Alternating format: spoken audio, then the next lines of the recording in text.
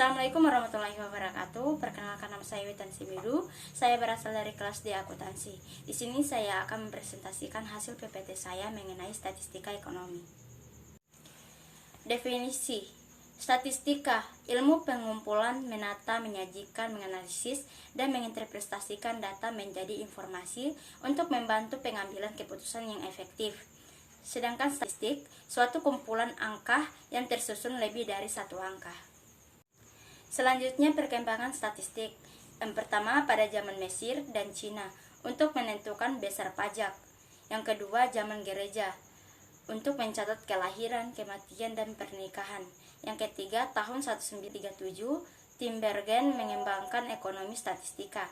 Yang keempat, Higgs mengembangkan matematika ekonomi untuk analisis IM. Yang kelima, tahun 1950, Bies mengembangkan teori pengambilan keputusan. Selanjutnya, ini merupakan contoh penyajian statistika dalam bentuk tabel. Terus, penyajian statistika dalam bentuk grafik poligon. Selanjutnya, penggunaan statistika. Contoh penggunaan statistika dalam bidang ekonomi terbagi menjadi dua. Yang pertama, manajemen dan akuntansi. Manajemen masalah yang dihadapi, menentukan struktur gaji, pesangon, dengan karyawan, menentukan jumlah persidangan barang dalam proses dan barang jadi, evaluasi produktivitas karyawan, evaluasi kinerja perusahaan. Masalah yang dihadapi akuntansi: yang pertama, penentuan standar audit barang dan jasa. Yang kedua, penentuan depresiasi dan apresiasi barang dan jasa. Yang ketiga, analisis rasio keuangan perusahaan. Lanjut, jenis-jenis statistika terbagi menjadi dua macam. Yang pertama, statistika deskriptif, terdiri dari penyajian data, ukuran pemusatan, aturan penyebaran, angka indeks, dan deret berkala dan peramalan. Yang kedua, statistika induktif, terdiri dari probabilitas dan teori keputusan, metode sampling, teori pendugaan, pengujian hipotesis, regresi dan korelasi, dan statistika non-parametrik. Berdasarkan tahapan dan tujuan analisis, terbagi menjadi statistika deskriptif dan statistika inferensial atau statistika induktif. Lanjut, jika dilihat dari asumsi, statistika terdiri atas dua. Yang pertama itu statistika parametrik, yang kedua statistika non-parametrik. Statistika parametrik menggunakan asumsi mengenai populasi, membutuhkan pengukuran kuantitatif dengan label data interval atau rasio, metode distribusi normal. Statistika non-parametrik menggunakan lebih sedikit asumsi mengenai populasi, membutuhkan data dengan label serendah-rendahnya. Selanjutnya, populasi dan sampel. Populasi merupakan sebuah kumpulan dari semua kemungkinan orang-orang, benda-benda, dan akurat lain dari objek yang menjadi perhatian. Sedangkan sampel, suatu bagian dari populasi tertentu yang menjadi perhatian. Jenis-jenis data terdiri atas kuantitatif dan kualitatif. Kualitatif terbagi menjadi dua. Yang pertama, data persisket, dan kedua, data kontinu. Lanjut, jenis-jenis data berdasarkan periode waktu, terdiri dari data time series, data gross section, data pooling. Terus, sumber data statistika terdiri dari data primer, data sekunder. Terus, skala pengukuran terdiri dari skala nominal, skala ordinal, skala interval, dan skala rasio. Berikutnya, bab 2, penyajian data. Distribusi frekuensi. Distribusi frekuensi adalah pengelompokan data ke dalam beberapa kategori yang menunjukkan banyaknya data dan setiap kategori. Langkah-langkah distribusi frekuensi. Yang pertama itu mengumpulkan data. Yang kedua, mengurutkan data dari yang terkecil sampai terbesar atau sebaliknya. Terus yang ketiga itu membuat kategori kelas atau jumlah kelas menggunakan rumus K sama dengan 1 tambah 3,3 log N. N-nya itu merupakan jumlah kelas, di mana min 2 lebih dari N, min K sama dengan jumlah kelas, min H sama dengan jumlah data. Yang keempat, menentukan range atau jarak kelas dengan menggunakan rumus nilai tertinggi kurang nilai terendah. Berikutnya yang kelima, membuat interval kelas. Di mana untuk membuat interval kelas kita harus mencari terlebih dahulu range sama kelasnya, jumlah kelas, dengan menggunakan rumus nilai tertinggi kurang nilai terendah per jumlah kelas. Terus yang keenam, melakukan perhitungan atau penturusan setiap kelasnya.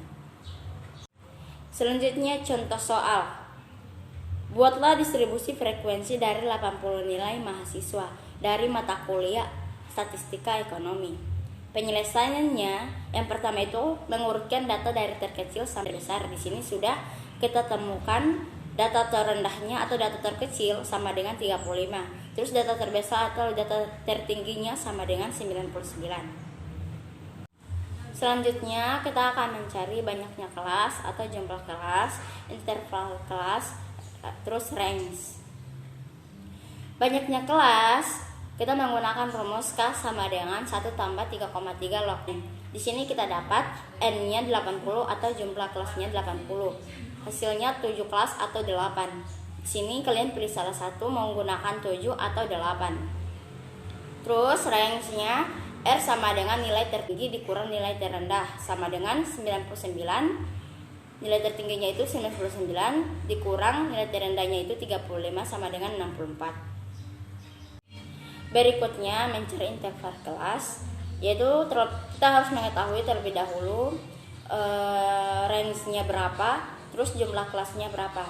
Ini kan kita sudah dapatkan range-nya 64, terus jumlah kelasnya kalian pilih 7 atau 8. Sama dengan 64 dibagi 7 sama dengan 9,1, atau 64 bisa saja dibagi 8 sama dengan 8. Selanjutnya interval kelas dalam bentuk tabel seperti ini. Jadi banyaknya kelas yang saya ambil sama dengan 8, panjang kelas interval sama dengan 9. Kesimpulan nilai tertinggi dan nilai terendah masuk ke dalam tabel. Selanjutnya membuat tabel frekuensi seperti ini. Jadi kita menggunakan banyaknya kelas 8, panjang kelas intervalnya 9.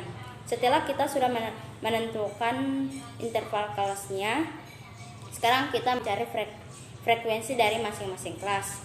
Seperti dari kelas pertama 35 sampai 43 frekuensinya itu berapa? Terus dibuat dalam bentuk lurus.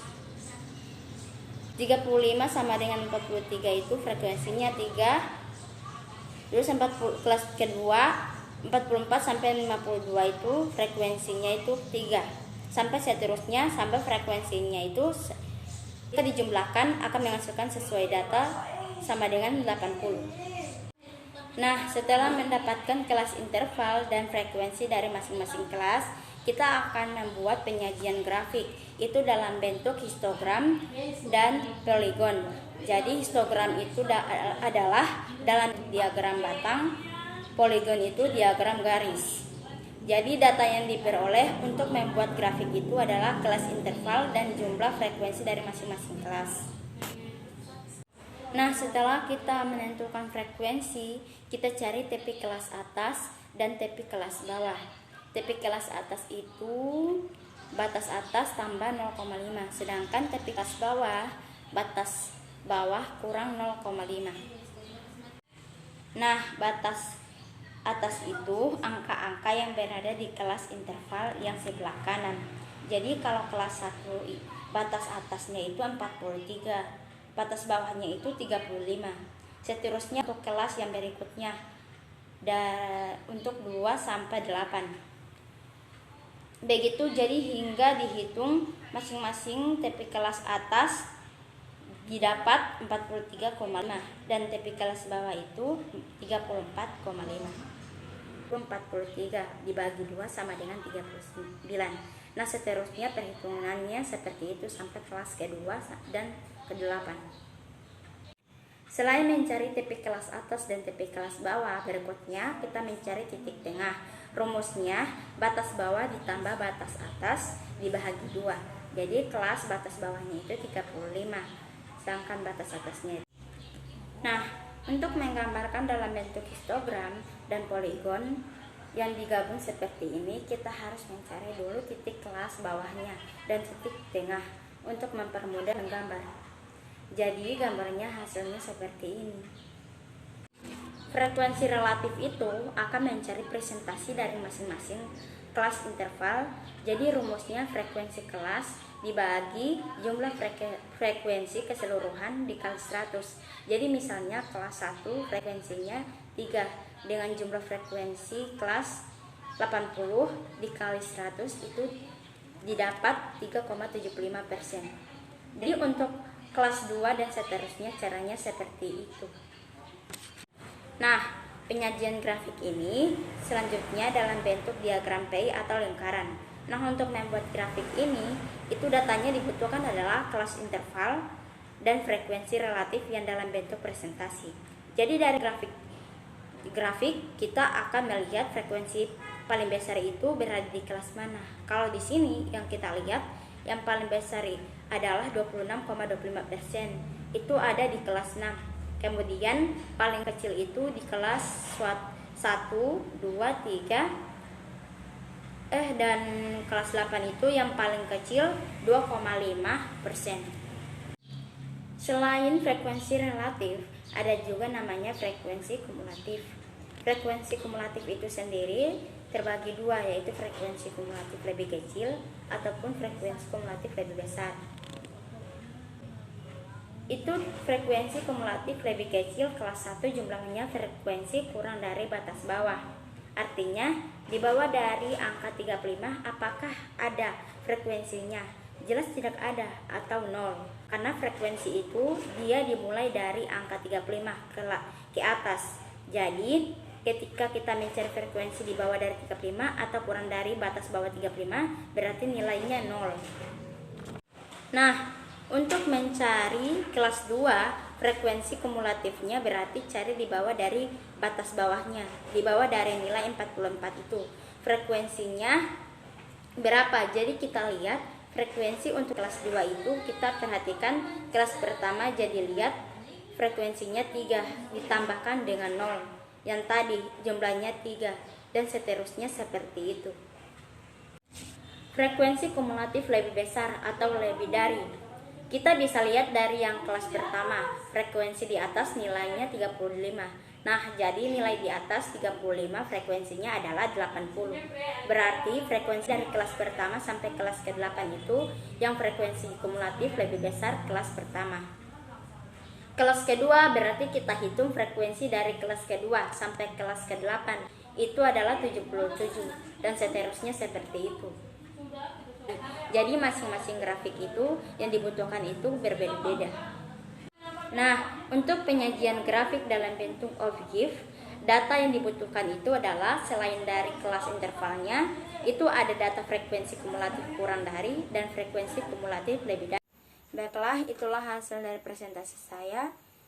Sekian dan terima kasih. Wassalamualaikum warahmatullahi wabarakatuh.